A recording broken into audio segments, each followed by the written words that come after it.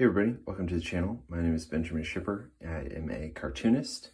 My first graphic novel, Joe Death and the Graven Image, is going to be published by Dark Horse Comics. It'll be available in comic book stores March 22nd, and in the book market, looks like somewhere around April 18th. So please pre-order or call your comic book store, ask if they can supply you with this book. It's going to be my best work to date, a comic about a skeleton and a little moth that lives inside his chest cavity. It's full of mythology and just great cartooning, I think, if I can call my cartooning great. So I am also having a book launch in my hometown, Greenville, South Carolina. The book launch will be March 31st, the night of March 31st, 6 through 9 p.m. at the Commons in Unity Park, Greenville, South Carolina. It's a great place to get a drink and get some food as well. So come out for a night. I'll be having my books on hand and also showing some process, a little bit like an art show. I'll have a lot of displays where I show how I work and my process and my thoughts on comics. Later in the year, June 16th through 18th, I'll be at Heroes Con in Charlotte, North Carolina. It's a great show, and I hope to see you there. So this is the third part of my Ewoks kind of adventure pitch. I have kind of had to leave it by the wayside, but I want to keep posting here. Thank you all for your comments and your interest in my work. This is going to be kind of talking about my process of writing and how I letter and also kind of map out my pages. So with panels and with word balloons. Check out my blog as well. There's sort of a companion articles there about this pitch. So I hope you enjoy it. Thanks for stopping in, watching this video, and sharing it. Thank you. Hey everybody, welcome back to part 3 of An Ewok Adventure comic pitch. My name is Benjamin Shipper, and if you don't know that, please go back and watch episodes 1 and 2, and maybe some of my other videos. But I have done some concept designs and sketches here, and I have also written a small script, or a small scene in a script, or small whatever. Small script. I've scripted a small scene in a larger story, though I don't necessarily have that larger story. The scripting and the writing of dialogue to me is kind of like character sketches. So if I can't hear characters talking, I don't know what to write for them. So I kind of usually just get the two main characters or two principal characters talking and discussing something important to one or more of them. So that's what I've done, and I do like it. I don't know if I'll use it, but I thought I'll go ahead and show you that process, and then how I incorporate that into a comic page, how I break up the balloons and panels, and it's really all without drawing. So let's pull it up. Working in Google Docs, my method of choice. So for this story, I really like lineage in Star Wars. I think lineage is part of Star Wars. It always has been. And I like those longer histories, or at least the kind of thing where you for instance, in the first Star Wars movie, when Luke is talking to Obi-Wan Kenobi talks about the Clone Wars and then his father, and there's all this kind of length that you enter in just in that conversation. So Star Wars has always felt like a larger much larger world, even from the get-go of that first movie. And I think the power of that has launched so many people into um, exploring that and writing about that, filling out the timeline. So what I am doing is I'm going into the future after Return of the Jedi, and not necessarily ignoring Disney canon, but placing, I don't necessarily know if this has been developed from the Ewok standpoint, but Wicket, who's the young gutsy Ewok in Return of the Jedi, fast forwarding to not necessarily the end of his life, but a much older Wicket, and he has a son and potentially quite a few children. But this is a dialogue between him and his son before his son sets out on a journey. So let's just read it. This is kind of the second draft. Let me read it. I don't know if I'll get into character. It might come out when I do, but let's go ahead. So I won't read the names necessarily, but you can follow along. I named his son Jihal. Don't know if that'll stick. Probably not. My Evo keys is not up to snuff. But here we go. Wicket, my son, you are the eldest of my line. Even so, you are young. Yes, father, just so. Give to me what I lack. Do you perceive more than this? Holding out his hand. I see past the substance of your hand and know that a will holds it open. A will may close it too. You have never closed your hand to me, father. Humph. Your quickness is annoying. Let me play the master once more. You know much, but not all. Play the game, and perhaps we will both win. Yes, father, a will may open the hand, and another may close it. We are Migwapa, the people of the open hand, but we were not always so. Once, long ago, when my eyes shone as yours do now, we were Migshwoopa, a tight-fisted and an angry people. We killed every stranger who crossed our borders. Utfundi, the golden god, demanded it.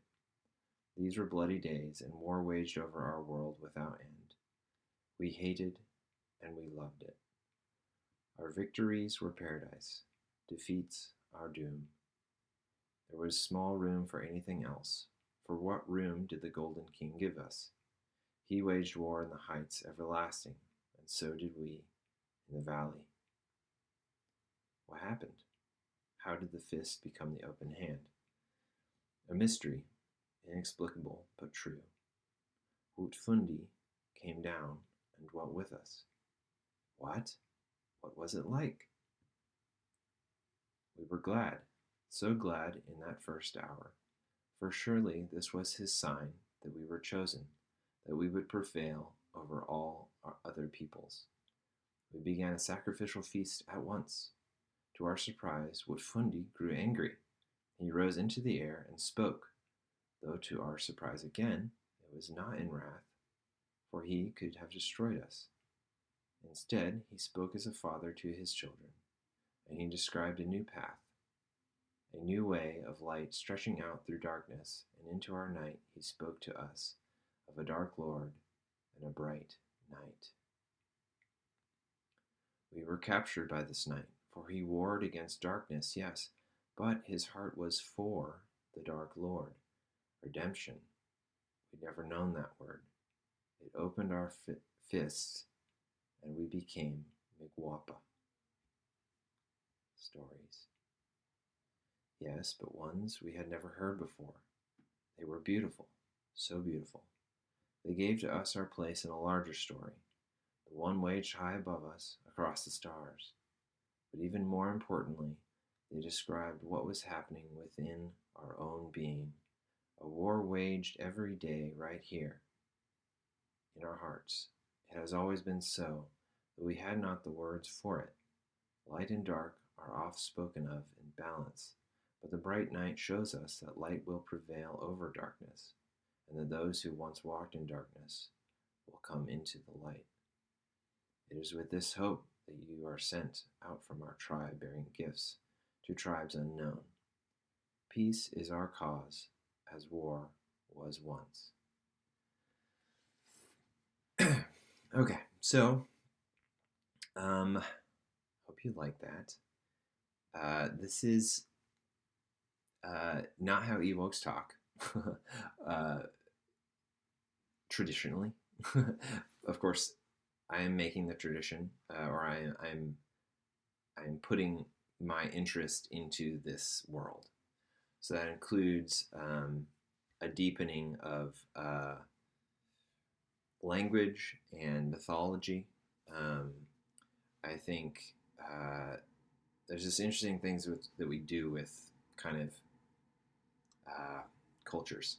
So I think people have assumed the Ewoks are what they look like, which is teddy bears. So that's to us. So that's kind of like our Ewok prejudice. It's sort of like they're not really serious. They don't really have, they're sort of silly and childish. Even when they're kind of fighting stormtroopers, they're kind of cute.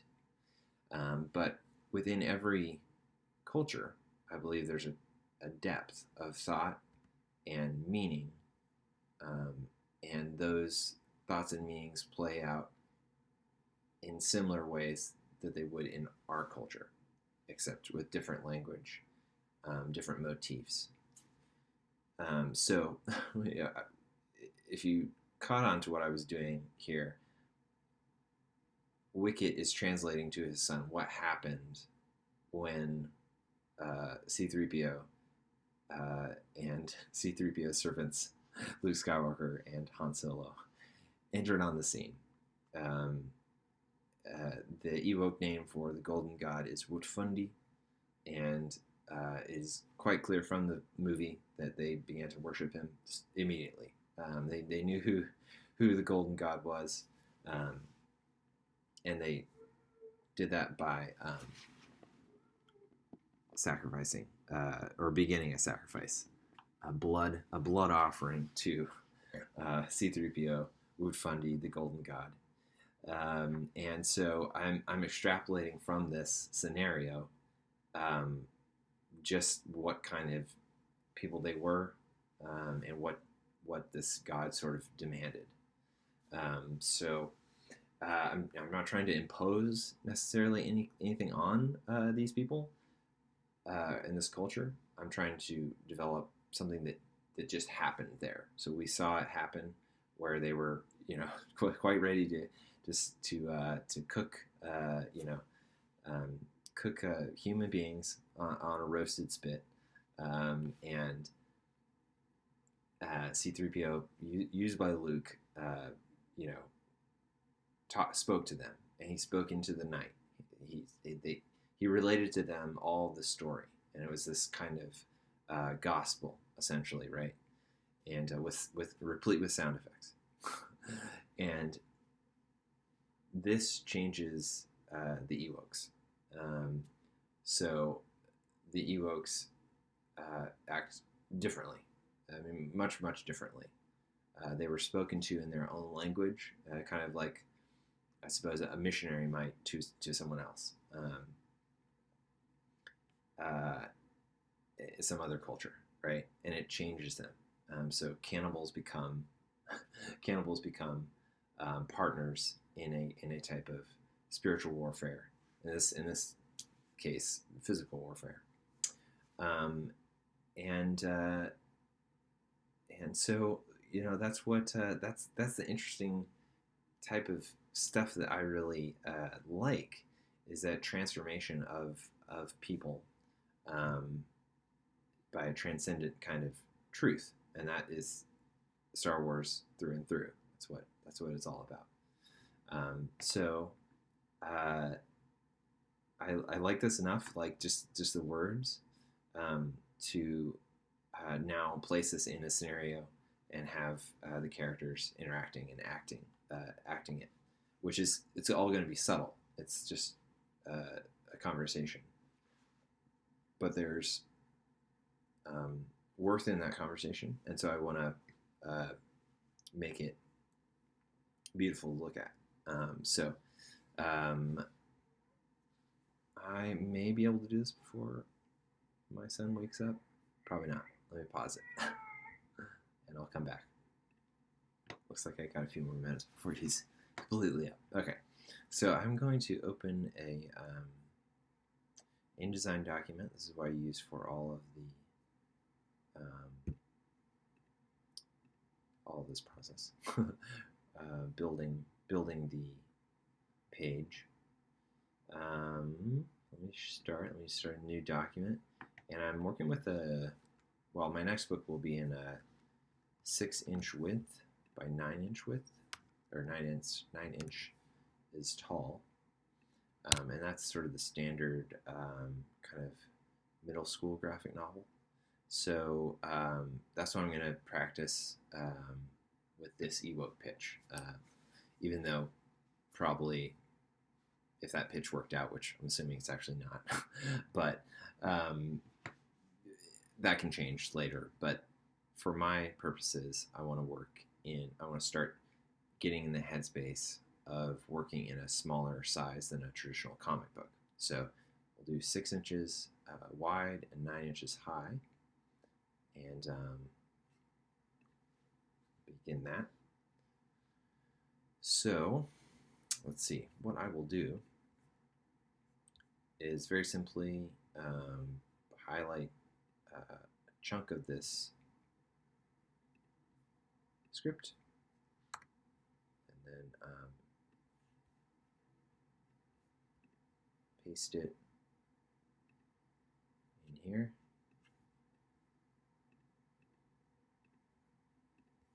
And start breaking it apart. So I'll just take it line by line or person by person, and I'll let's see. I'll make sure it goes. What is this called?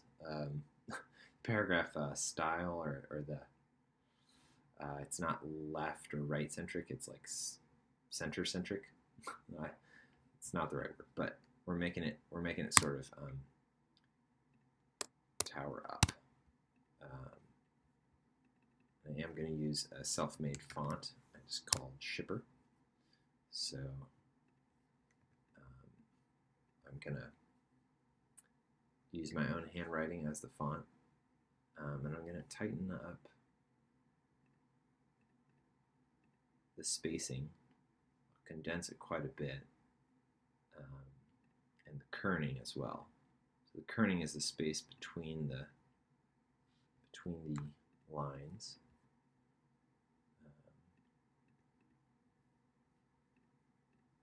Between the characters, the alphabet.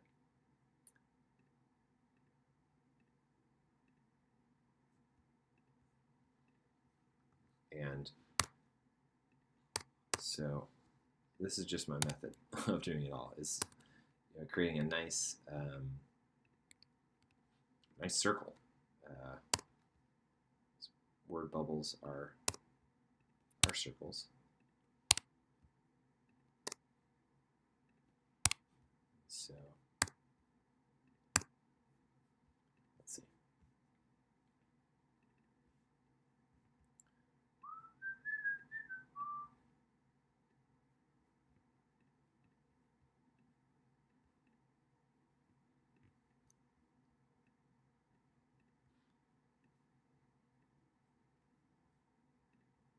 I'm going to pull out a circle. Put it back behind the text.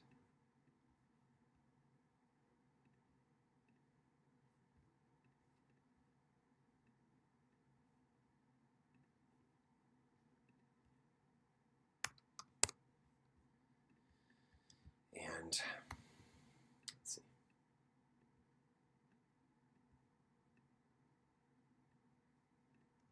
There we go. All right. So you can select both those and group it, and there you go. That's a huge element to the comic page, and you just did it without drawing or anything. So I'm just going to do that to all of these, and I'll show you one more, and then probably just pause it, fast forward, and then when I come back, I'll do something else. But make this in the center. Some people don't like to put one word on the top. Oh, let me change this to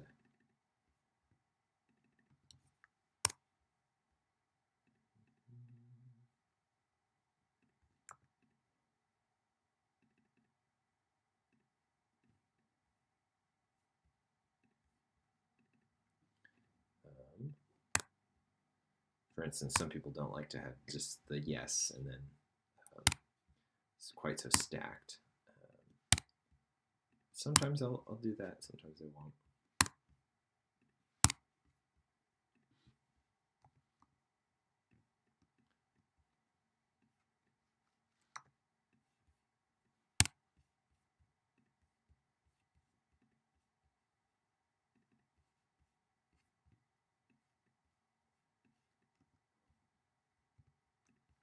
For instance, this, well, let's see. I'm just going to duplicate this.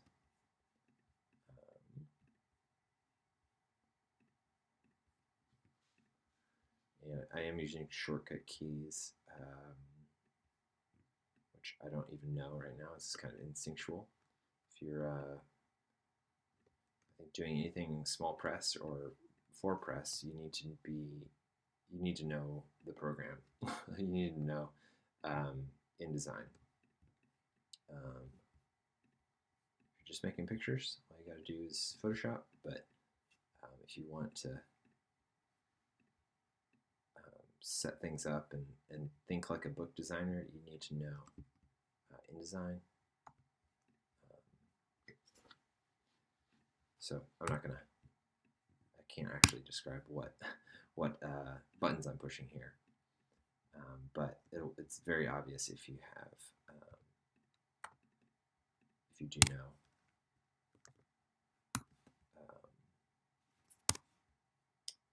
Adobe InDesign.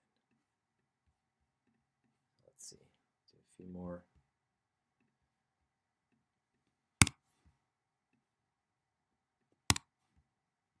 And I'm usually listening to an audiobook when I'm doing this.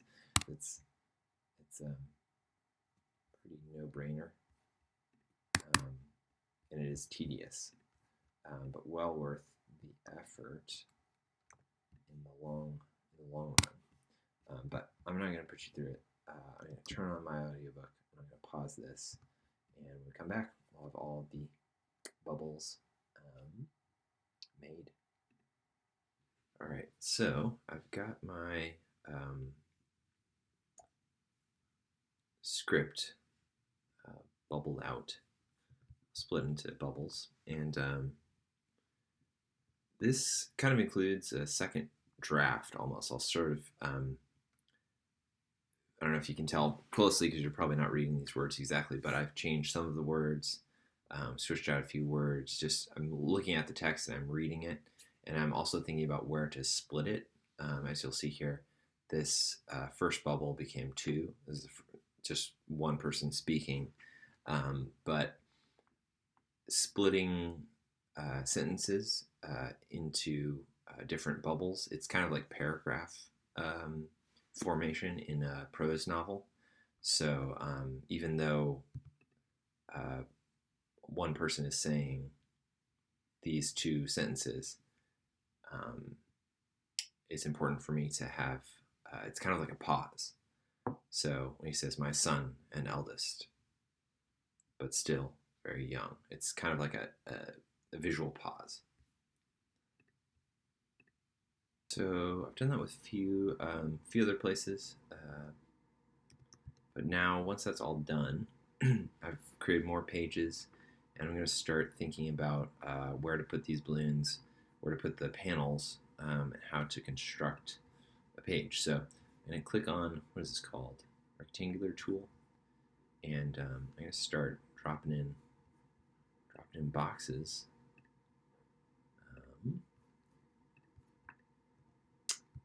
And this first page, I think I am going to have some silent panels, some setup, and I'm not going to do a full page because there's something about limitations that I feel like is important in comics with panels. So even if it's it's not necessarily a splash page, I'll reserve that just full page image for something else. I do kind of like to, at least thinking about it right now, I do kind of like to restrain my images and have like a little bit of page here. Whether or not that page will be white or a different color, I do want to start playing with the language of comics, which is panels. So I'm going to duplicate that and just keep going. I am going to have, my thoughts here initially are, setup is Ewok party in a tree, tall forest trees, maybe some starlight up there, some bright sort of party in the center, and then we get a big image here that kind of goes over the gutter, which is the center of the book, and we start getting to smaller panels on the side. And actually, let me create new pages because I don't think I want that text to be there.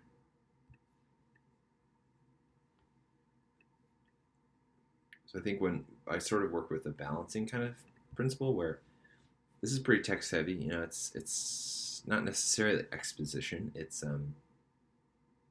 explanation of past events, or I guess it's exposition of higher principles in the world, and it's kind of like Gandalf with Frodo at the breakfast table talking about the Dark Lord, or Obi-Wan Kenobi talking about the Force with Luke in his little hut, and so that is exposition.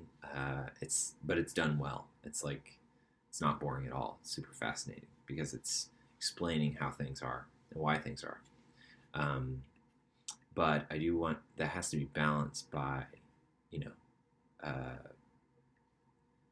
action and adventure and just pure movement and visual. So I do want to, I'm conscious of the fact that this is a lot of text. This is exposition. Okay, we also want something else. We also need something more, which is visual dynamism. So, party in the trees. We zoom in, probably on a platform, and we see a bunch of little Care Bear Ewoks just partying and doing what they do. And we'll probably zoom in on a few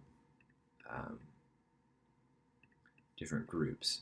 So, for this story and for this setup of the conversation, we're sort of going to be zooming in on the older tribesmen and the younger tribesmen.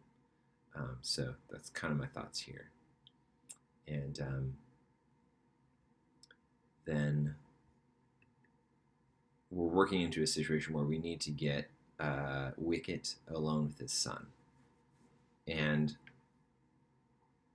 the eyes have to be sort of caught to do this. So if you think about a party situation, if there's someone that you want to talk with alone, you can't just say, "Hey, let's go." I mean, you can. It's kind of lame to do that. So I'm thinking of a bigger shot of like older tribesmen, younger tribesmen, Wicket himself and his son here in this one. and they catch each other's eyes, and they leave the party. So it's sort of understood. That kind of language is understood between family, close friends, um, and they go out from the party and are alone. I don't know if that's, again, I don't know. This is all just kind of a sketch. This is sort of idea sketching, compositional sketches. I don't know if this is going to stay the same or be what it is in the final, but we got to start somewhere. And I'm also kind of doing this on the fly. I want to be a total drag, so I want to do something on this video, not just talk. So they're going to go down. So I do want them to be speaking kind of on the shores of a little river or a small inlet or bay of a river. So a long shot or a long panel, maybe showing the trail down towards the river.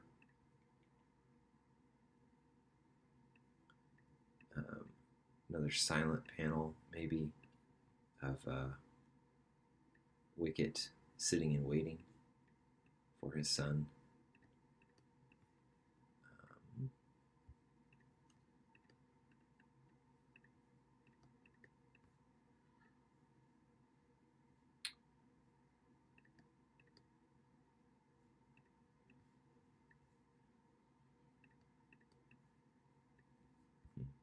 I'll turn this on to normal so I can sort of shift all my text off screen. I don't have to keep like fussing with it. All right, so Wicket will be here, just sitting. Son will approach, sit down quietly. And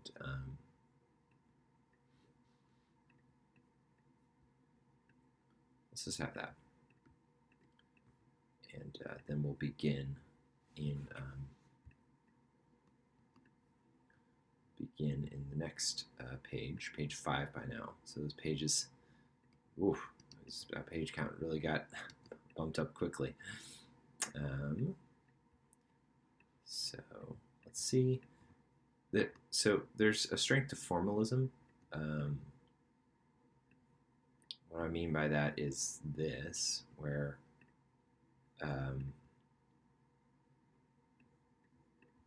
let's see. Okay.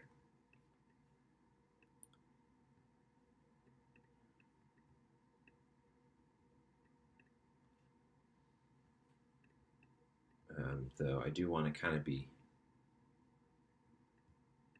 I don't. Formalism is uniformity in size and shape of panel.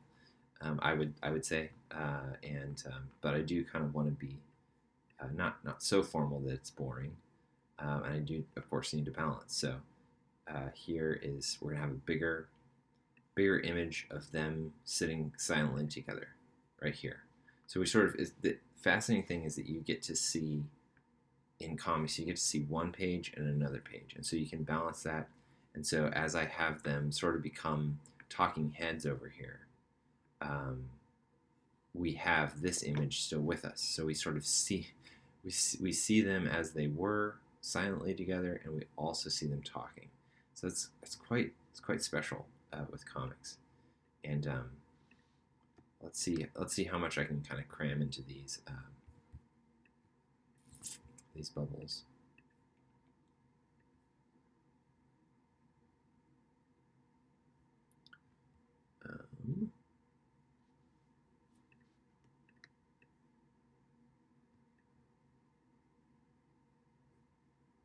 Open hand.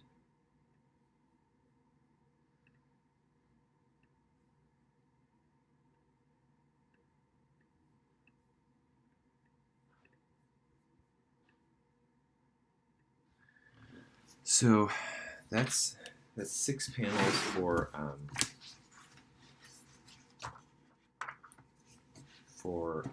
one whole page. And these are smaller pages than normal, but they're also, not exactly sure how much can be fit on there. So I think I may want to even try to go down to 9 panels, do a 9-panel grid, just to get us moving as far as having that text all out there. And let's see. All right. Let's see what we can do as far as cramming.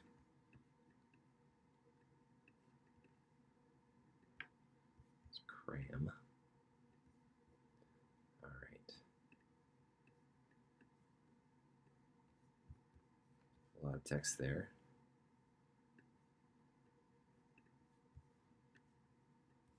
All right, that.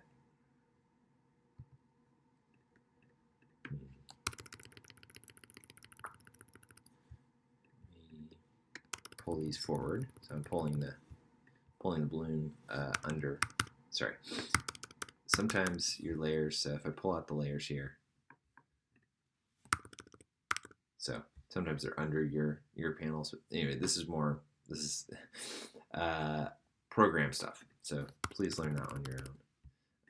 But I'll just show you quickly what I'm doing. I'm pulling that group, which is the text and the balloon, above the lines. So this is going to throw me off. This is a lot of text here, and I don't think I'll be able to fit a face in here. So I'll kind of distribute it over a few panels. So, but I think I still want to keep that line for formalism's sake.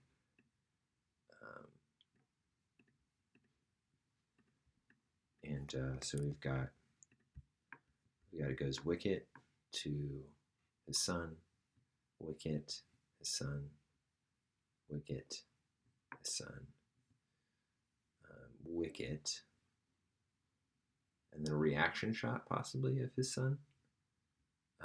His son sort of standing silently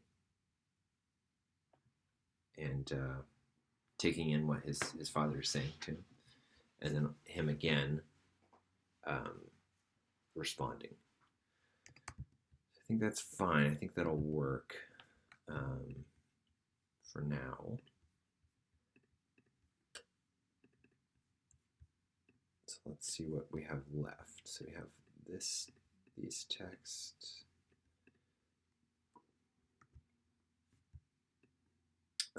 Now going back, this has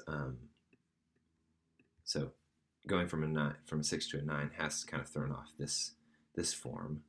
So I'm not exactly sure what I want to do with this. So maybe I want to do a big. I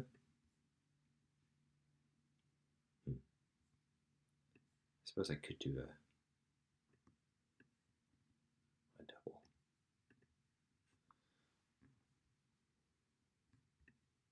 Part of me just wants to do two large ones here.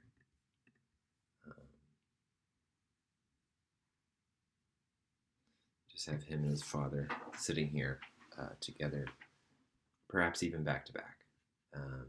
So setting the scene, and all we need is that trail down to the edge, and then them sitting together with the moon in the water. And then we get their faces speaking to each other. All right. Launch into a big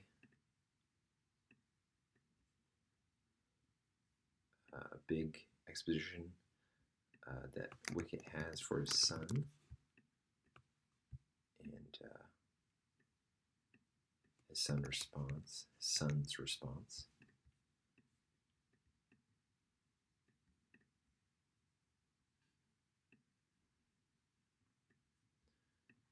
And I do like to, visually have balance in my images, in my pages. So, for instance, starting on there's a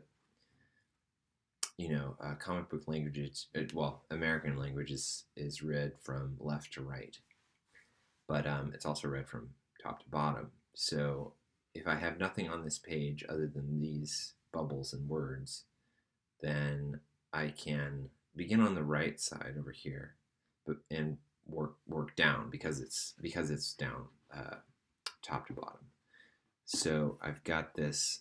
So instead of doing kind of like this, which I suppose I could do, like that could still work. And then this is there as well. Like that's fine. I don't mind that. That's potentially actually better. But having this and then this, I don't know. I don't know if I like that. I like to kind of go zigzag, whereas this is kind of just a straight down. So it's just going straight from the left to the right, which possibly is a little more clear. I could have this over here. That's fine. I might do that. But see, you see that zigzag, so it's sort of bumping down to the right and then going over to the left. So I think that might work for now.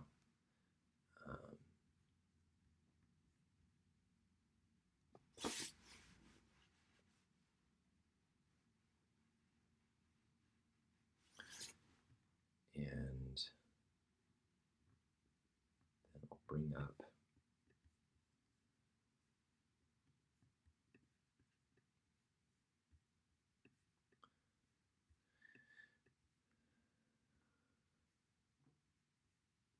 these.